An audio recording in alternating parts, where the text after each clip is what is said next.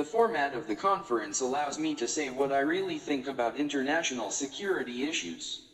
And if my arguments seem overly polemical or inaccurate to our colleagues, I ask them not to be angry with me. This is just a conference. So, we know that the problem of international security is much broader than issues of military and political stability.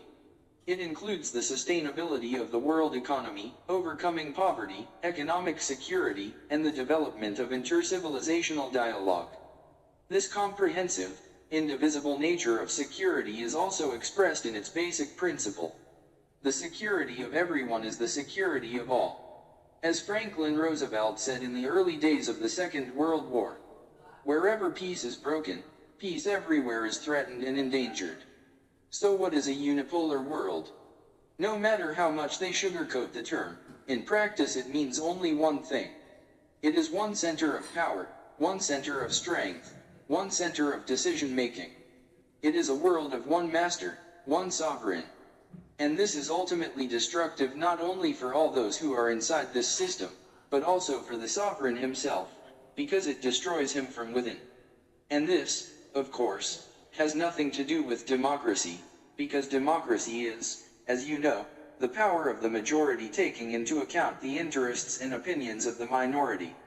By the way, Russia is constantly being taught democracy. But those who teach us, for some reason, are not very eager to learn. I believe that a unipolar model is not only unacceptable for the modern world, but also impossible.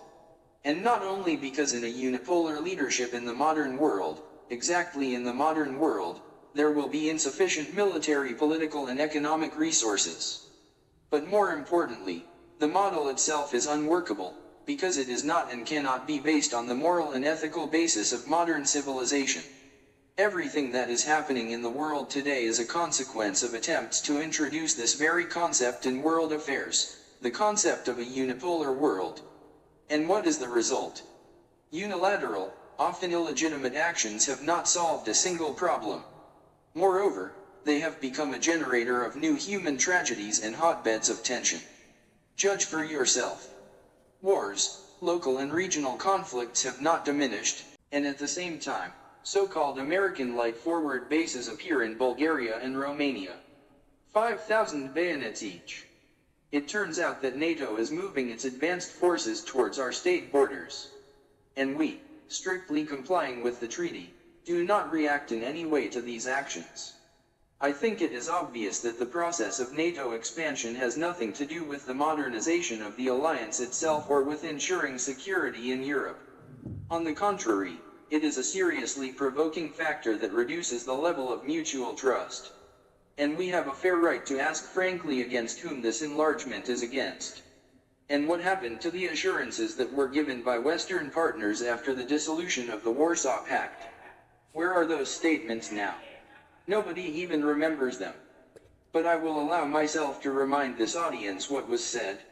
I would like to quote from the speech of NATO Secretary General Mr. Werner in Brussels on May 17, 1990.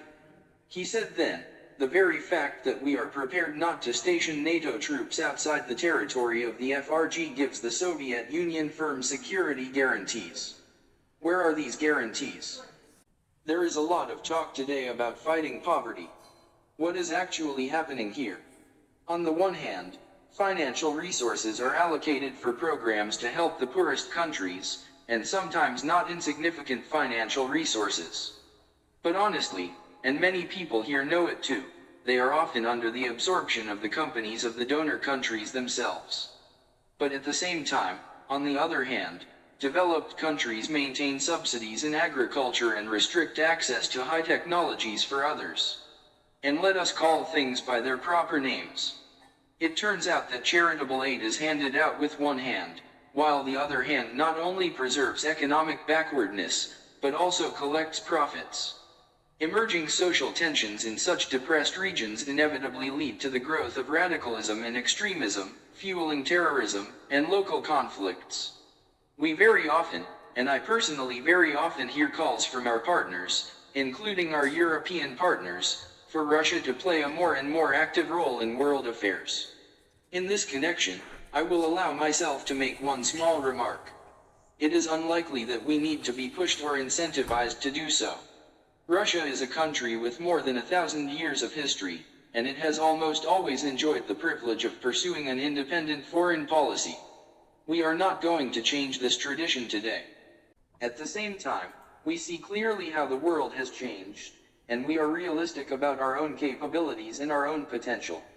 And, of course, we would also like to deal with responsible and also independent partners, with whom we could work together to build a just and democratic world order, ensuring security and prosperity not for a select few, but for all. Thank you for your attention.